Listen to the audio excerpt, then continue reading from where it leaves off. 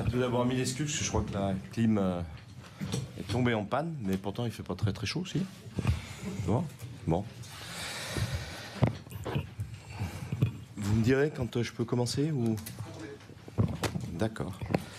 Bien, bonjour à toutes et à tous.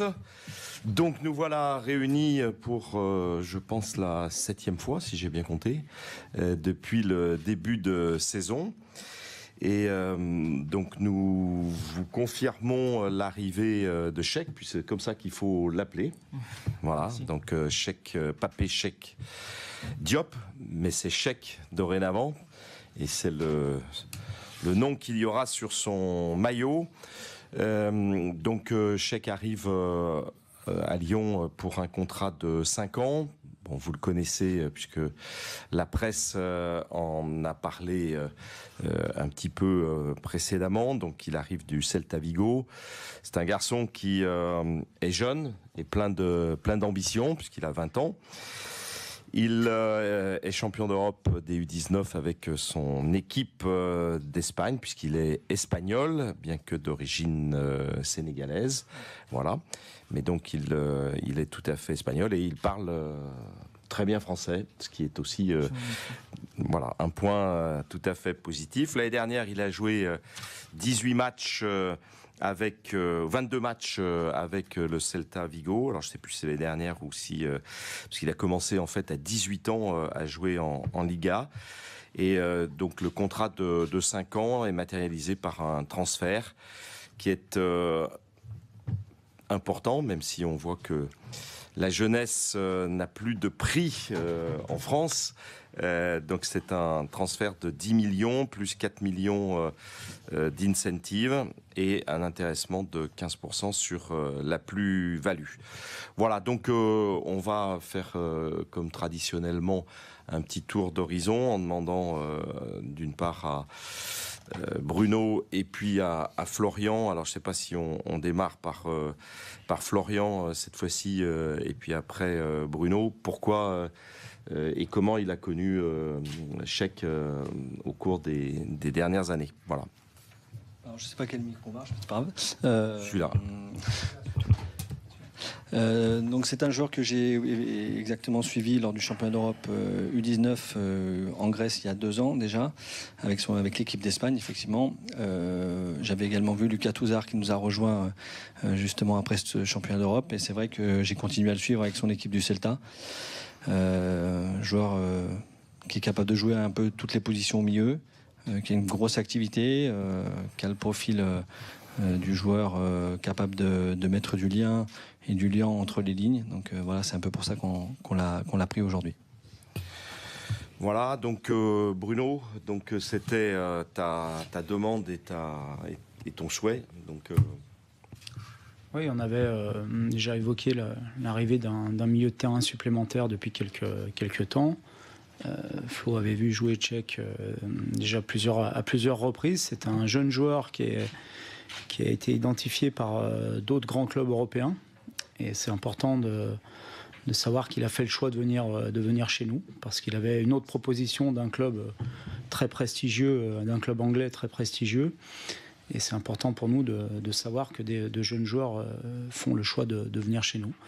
Donc ça rentre complètement dans le cadre de ce qu'on recherchait, un joueur polyvalent au milieu de terrain, qui est capable de jouer, comme l'a dit Flo, dans différents systèmes, soit 2 milieux défensifs, enfin 2 milieux devant la défense comme on joue actuellement, soit même seul devant la défense lorsqu'on jouera avec 3 milieux de terrain, ce qui peut arriver, avec une pointe basse et 2 joueurs un peu plus hauts.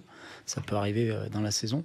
Donc c'est la raison pour laquelle on a décidé de l'engager, et on croit beaucoup en lui malgré son jeune âge et une expérience, on va dire, qui est un petit peu nouvelle pour lui, puisque c'est un très jeune joueur, mais on croit beaucoup en lui. Voilà, donc c'est une opération qui a été ardemment souhaitée, qui a été un peu compliquée à négocier, d'une part parce que il y a une flambée générale des prix qui fait que les choses évoluent plus vite qu'on l'aurait souhaité, mais en tout cas merci à Cheikh d'avoir parfaitement joué le jeu. Bon, je me suis entretenu à plusieurs reprises avec lui directement. Flo est allé sur place. Bruno aussi a échangé beaucoup avec lui. Et donc, je vais lui poser la première question, puis après vous prendrez le relais. Voilà, lui demander d'une part s'il est content de se retrouver ici à Lyon et pourquoi avoir choisi Lyon. Voilà. Bonjour. Et je suis très très content de venir ici parce que Lyon, c'est un grand club que je voyais quand j'étais petit au Sénégal. Et de vrai, je ne peux rien dire que je suis très content de venir. Voilà, donc maintenant les questions, et nous on est très contents de l'accueillir dans ce groupe jeune et talentueux qui a beaucoup d'ambition. Voilà, donc à vous de poser les questions et vous allez être mieux puisque Xavier s'est occupé de la climatisation et en général, quand il s'occupe de quelque chose immédiatement, ça marche. Cheikh, bonjour. Bonjour. Bienvenue à Lyon, Edorget, RMC, BFM Sport. Merci. Bruno disait que vous aviez le choix entre deux clubs. Qu'est-ce qui fait pencher à un moment donné la balance pour venir justement à Lyon? Je pense que premièrement, Flo, il avait venu en bureau à parler avec moi. Mais l'appel du président et Bruno et Oliard, il m'a fait réfléchir et venir ici de vrai. Florian, j'imagine que vous avez pas mal échangé avec Eduardo Berizzo avant. J'ai échangé avec lui. Voilà. Qu'est-ce qu'il vous a dit sur Cheikh Diop et surtout pourquoi il jouait si peu ces 2 dernières saisons sous ses ordres? Alors, Eduardo avait pour habitude de faire jouer des joueurs plus âgés que lui.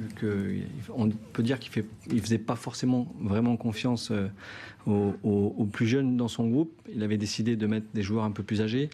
Mais il m'a vraiment vanté les mérites de Cheikh, à savoir même s'il s'entraînait, il ne jouait pas beaucoup. Il a toujours été dans l'état d'esprit. Il a pour lui et pour nous un grand futur. Voilà, à lui d'exprimer maintenant toutes ses qualités. Mais voilà, Eduardo m'en a dit le plus grand bien. J'avais pas besoin d'en entendre plus avec Eduardo, mais c'est vrai que moi je l'observe depuis 2 ans maintenant, notamment sur une pré-saison, sur un tournoi à Sassuolo la saison passée, où il avait fait vraiment une très très très bonne impression.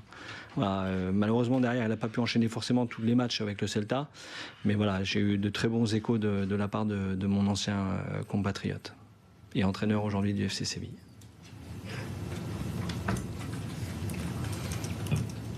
Bruno, justement, c'est quoi les qualités qui t'ont fait cocher ce joueur sur ta liste des vœux?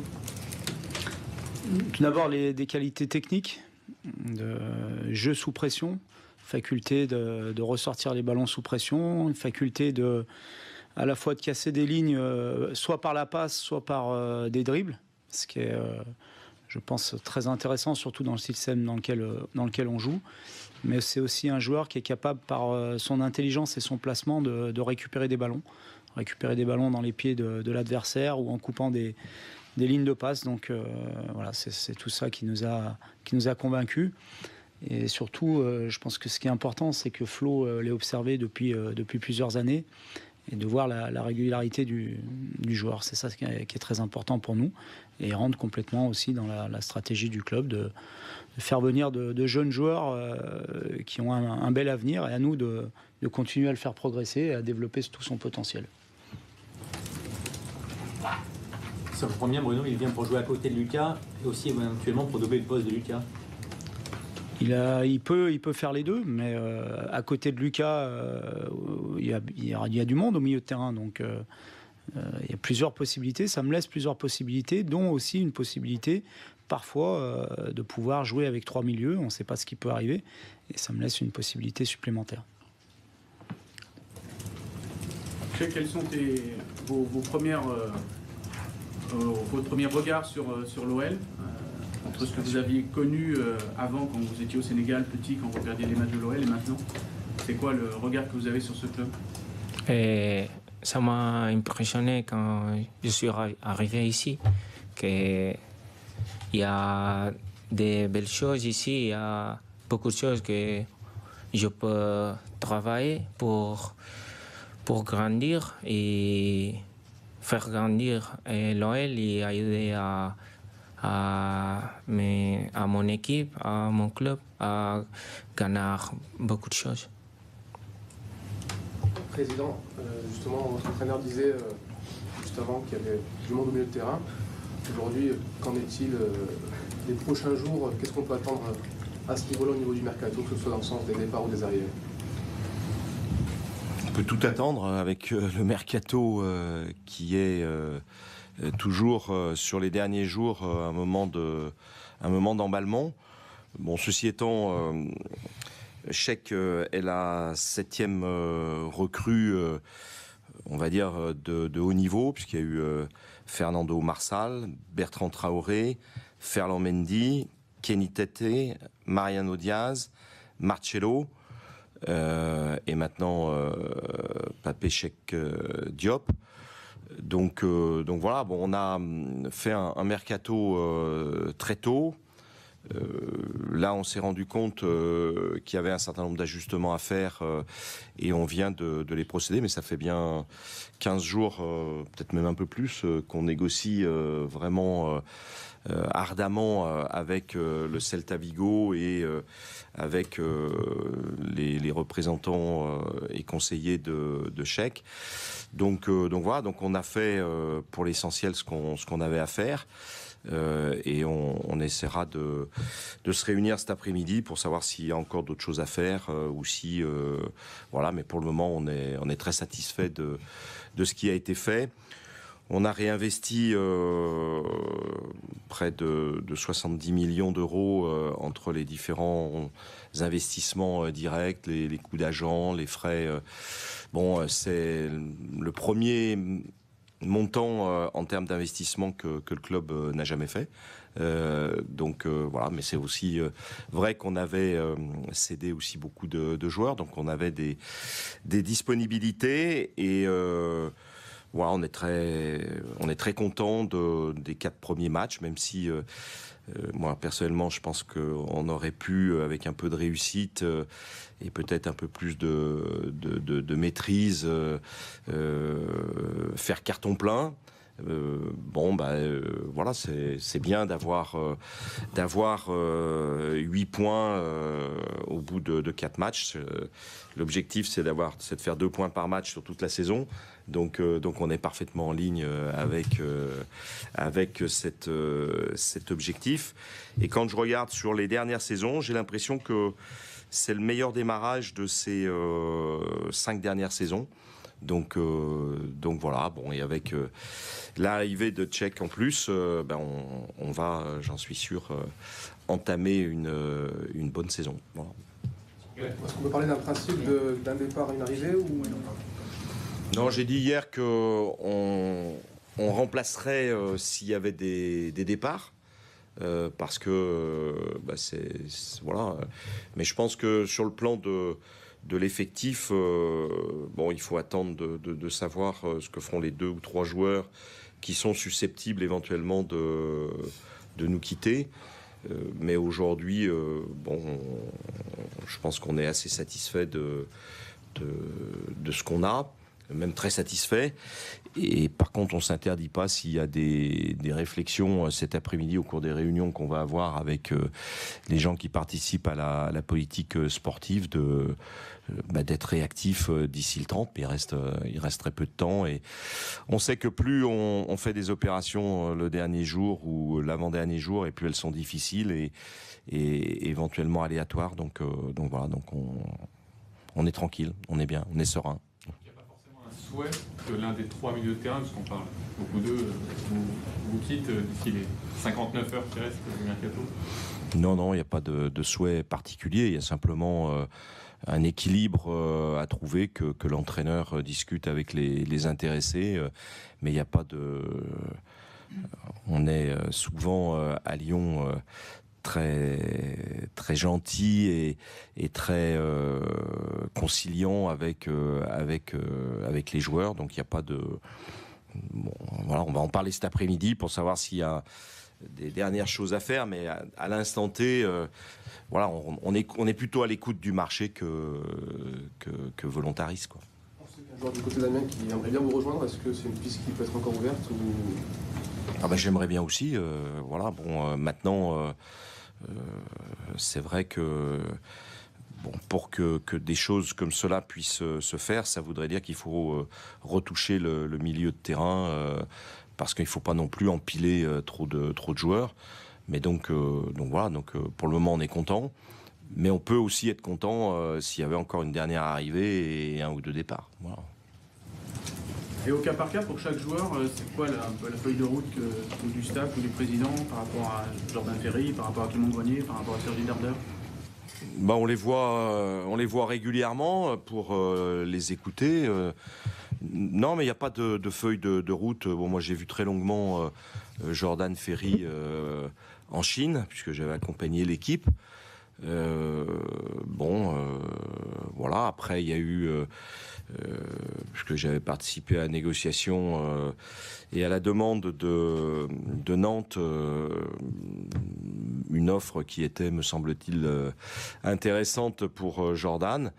Pour le moment, il n'a pas souhaité y aller. Comme c'est un garçon intelligent, on ne sait pas ce qui peut se passer dans les derniers jours. Voilà. Mais il n'y a pas de feuille de route particulière. On essaye de faire le mieux possible, d'être à l'écoute des joueurs, de les mettre dans les meilleures conditions possibles. Et c'est vrai que quand on voit arriver Cheikh et son beau sourire et le fait qu'il est super content d'être avec nous, ben ça donne envie de travailler avec lui et puis de faire du bon boulot. Ouais. Voilà. Président, à part Ferland Mendy, on voit que vous avez recruté à l'étranger. Est-ce que c'est une obligation désormais pour un club comme l'OL de recruter des joueurs à l'étranger ? Une obligation, non, mais on est dans un niveau de club. On est parmi les meilleurs clubs européens. Bon, j'avais la chance d'être au tirage à Monaco, qui a été un tirage difficile, mais on avait le troisième ranking, number 3, de l'Europa League. Ça veut dire qu'il y a un statut. Bon, et le statut... il faut ne pas se limiter au recrutement traditionnel. Et souvent, dans les clubs, quand on a la chance d'avoir une équipe de recrutement qui s'est beaucoup élargie ces derniers temps, et puis une présence systématique à tous les matchs qui peuvent nous intéresser de Florian, on arrive à avoir... un recueil de joueurs et des relations qui font que voilà. Et après, le club est devenu international. On l'a vu en Chine dernièrement aussi, où l'OL est avec le Paris Saint-Germain le club le plus connu en Chine. Aux États-Unis, on est très connu aussi, mais grâce au football féminin aussi. Bon, on essaye, d'avoir un recrutement qui soit un recrutement d'abord de qualité. Et comme on a un peu plus de moyens par le passé, mais ça a été expliqué à plusieurs reprises, on ne se limite pas aux joueurs qui n'ont pas de valeur. Là, on vient de faire une opération. Il fallait s'appeler Tottenham ou l'OL pour pouvoir la réaliser, parce que les demandeurs les offreurs étaient exigeants, et que le marché, compte tenu des choses que vous connaissez aussi bien que moi, ont fait que le marché a évolué de 50% cette année en matière de prix. Et donc, si on regarde sur un plan international, on a plus de chances de trouver le joueur qui correspond le mieux aux besoins du club. Au sujet de Maxwell Cornet, il voulait rejoindre Dortmund. Finalement, c'est pas fait. Bruno, j'imagine que déjà tu peux être content de pouvoir garder Maxwell. Je suis content de garder des joueurs qui vont être importants pour la saison. On a beaucoup de matchs qui nous attendent avec les différentes compétitions. Et on ne peut pas faire une saison avec 11 ou 14 joueurs. Là, on a la chance d'avoir un effectif où tous les postes sont doublés, voire certains même triplés au jour d'aujourd'hui. Donc pour un entraîneur, c'est toujours important d'avoir un choix élargi comme je l'ai. par rapport à cette éventualité de laisser partir Maxwell? Est-ce que vous avez hésité? Est-ce que vous avez eu des propositions concrètes? On n'a pas eu de proposition concrète, ni de la Roma, comme je l'ai lu là sur les réseaux sociaux, ni de Dortmund. Donc il y a eu absolument aucun contact officiel avec ces deux clubs-là, et donc on est très content que Maxwell soit avec nous. Il est d'ailleurs parti en sélection. Bon, il y a actuellement plus de 10 joueurs en sélection sur l'effectif, donc ce qui prouve aussi que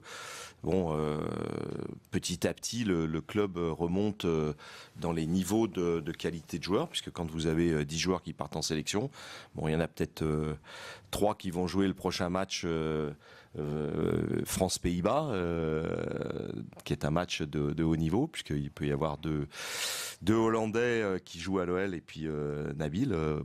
Ça démontre, plus des joueurs qui sont partis il n'y a pas longtemps, ça démontre la qualité, je pense, du recrutement du club, quoi. Président, par rapport au mercato et son calendrier, il y a beaucoup de voix qui s'élèvent sur le fait de changer un petit peu justement ce calendrier. Quelle est votre position justement par rapport à ça?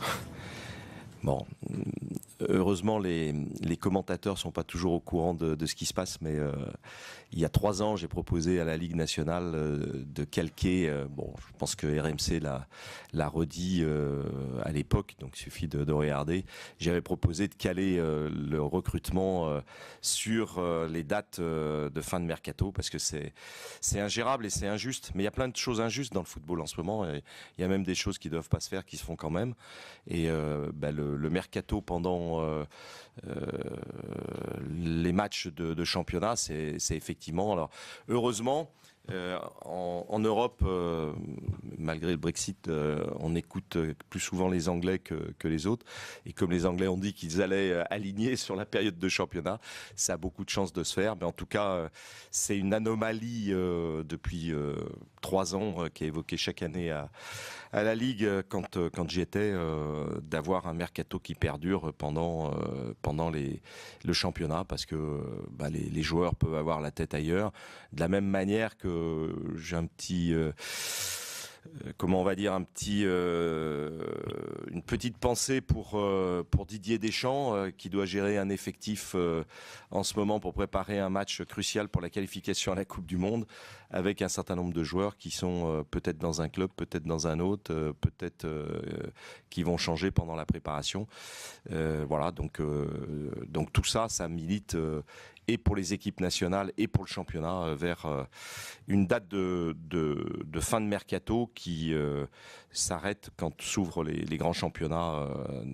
C'est d'une logique et d'une clarté limpide. Bon, il y a d'autres choses aussi qui sont assez limpides dans mon esprit, mais qui ne se font pas encore, mais qui se feront demain ou après-demain. Vous avez recruté donc 7 joueurs. Sur ces 7, quand on regarde le profil, il y en a 5 qui sont jeunes, voire très jeunes. Ouais. J'imagine que c'est une volonté. Et pourquoi cette volonté? C'est une volonté, bien sûr, d'apporter de la jeunesse, du dynamisme. Bon, on le voit bien dans toutes les entreprises aujourd'hui qui font soit de la culture, soit du sport, soit du digital. La jeunesse prend le pouvoir. Après, c'est vrai que c'est aussi un inconvénient d'avoir que des jeunes. Hein. On se pose la question. Voilà, mais bon, il m'a pas semblé que ça soit le moins expérimenté qui ait perdu ses nerfs lors du match de Bordeaux. Donc voilà, ça veut dire aussi qu'on peut être jeune et avoir du self-control. Donc c'est pas une volonté de recruter jeunes, c'est que les joueurs qui nous ont été présentés, qui ont le talent qui nous est nécessaire, sont plutôt plus jeunes.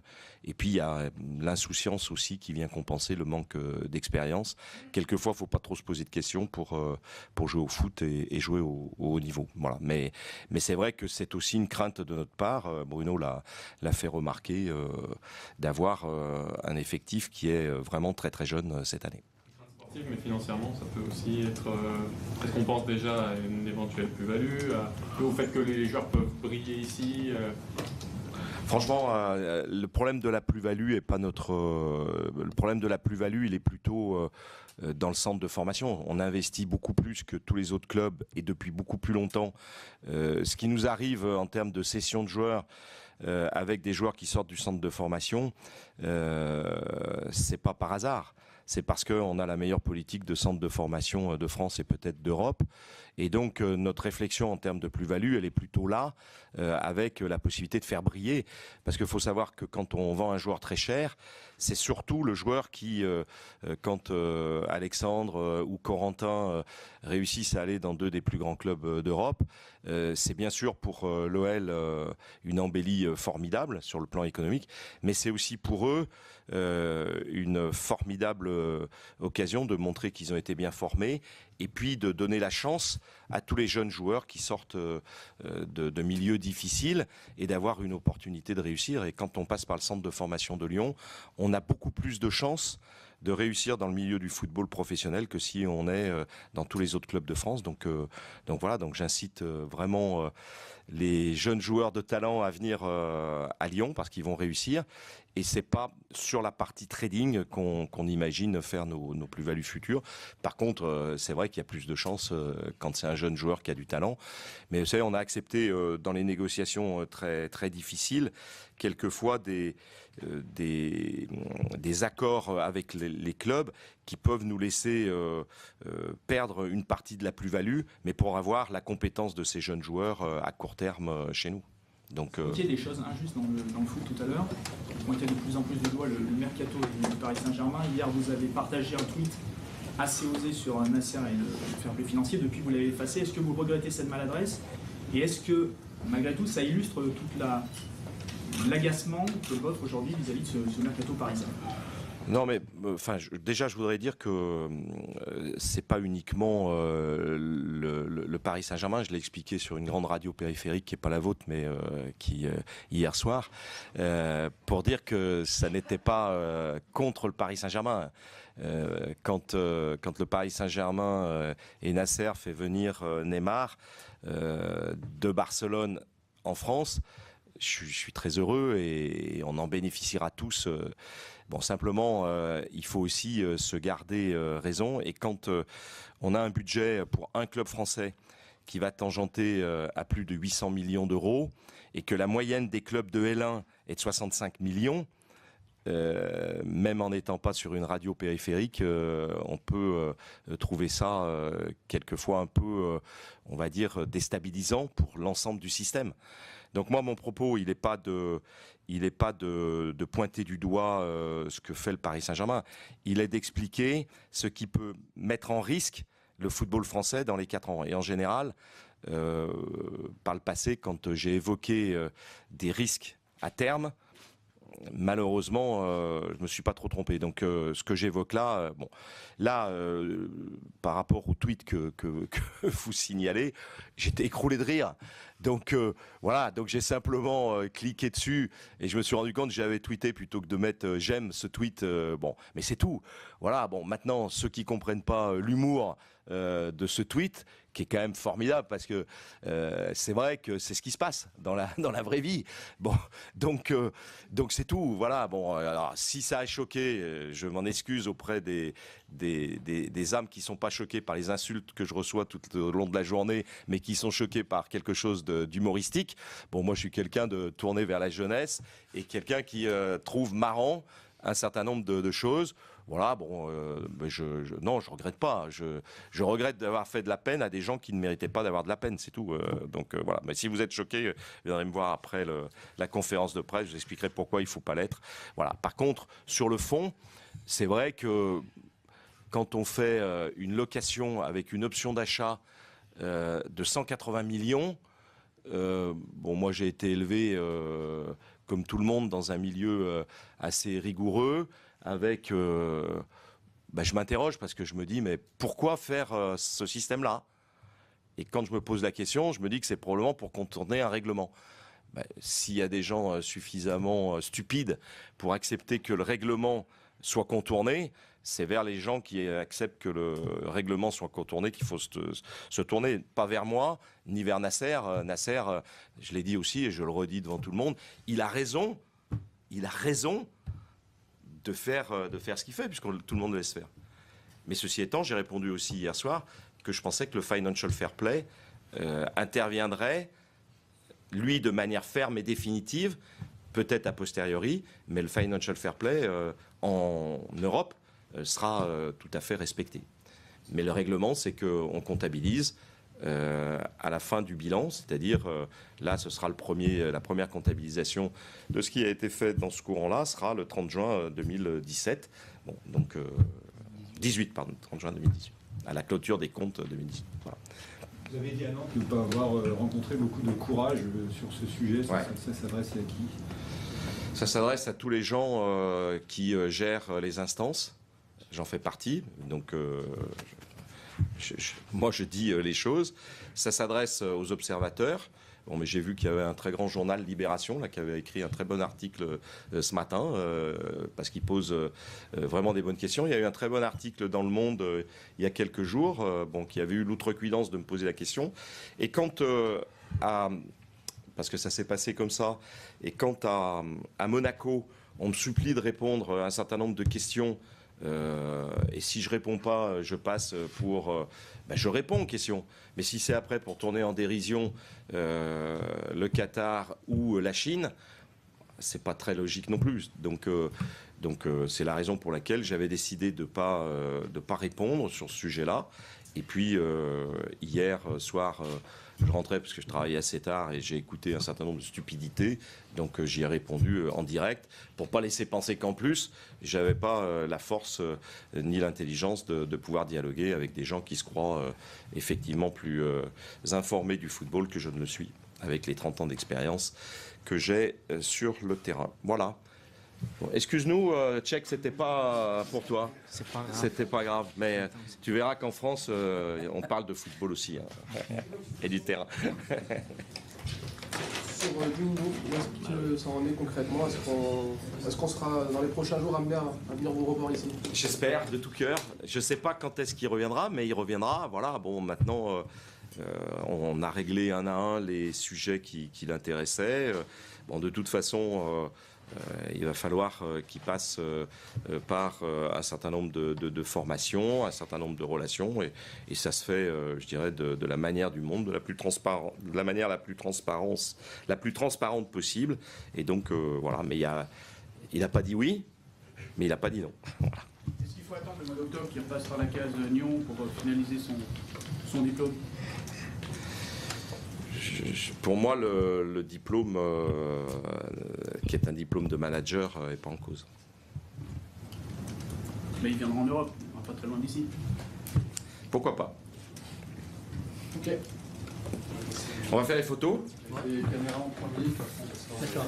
Celle de là, ou pas?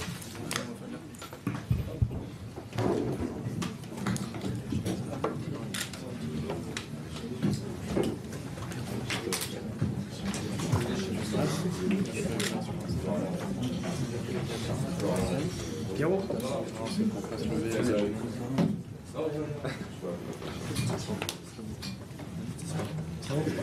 me diras. 2 secondes. Ouais.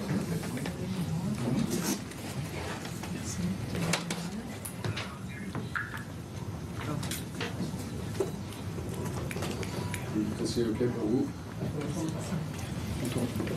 C'est bon. Tourner le maillot, ouais. Ah oui, là.